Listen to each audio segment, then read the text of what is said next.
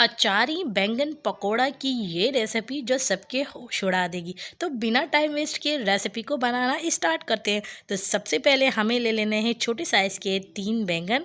तो उसके साथ साथ जो है आपको सबसे पहले सबसे ऊपर वाला पार्ट जो है इसका कट कर देना है। उसके बाद आपको गोल गोल स्लाइस में इसको कट कर देना है। सिंपली तमाम हमने बैंगन को इसी तरीके से कट करके पानी में वॉश करके इसको अपने नेक्स्ट बॉल में निकाल लेना है। उसके बाद आपने इसके अंदर ऐड कर देना है अचार गोश्त वाला जो मसाला होता है ना, शान का, वो 1 टेबल स्पून इसके अंदर ऐड कर देना है। 1 टेबल स्पून आपने गोल धनिया को पीस के और उसको भी इसके अंदर ऐड कर देना है। हस्बे ज़ायका नमक और 1 अदद लेमन जूस जो है इसके अंदर ऐड कर देना है। उसके बाद फाइनली आपको कर देना है मिक्स करने के बाद आपको उसको 30 मिनट के लिए मैरिनेट करने के लिए रख देना है।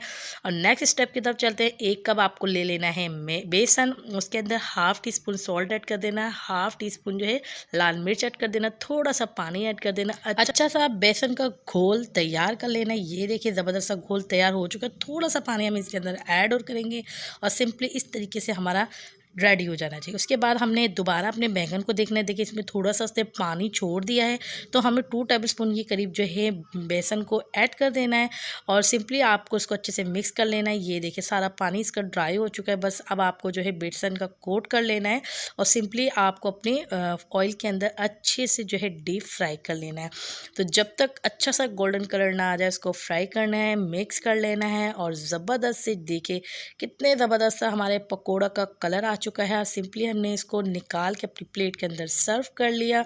तो आई होप कि आपको अचारी बैंगन की ये पकोड़े की रेसिपी बहुत ही ज़्यादा पसंद आई होगी। काइंडली लाइक के साथ साथ चैनल को सब्सक्राइब करना मत भूलें।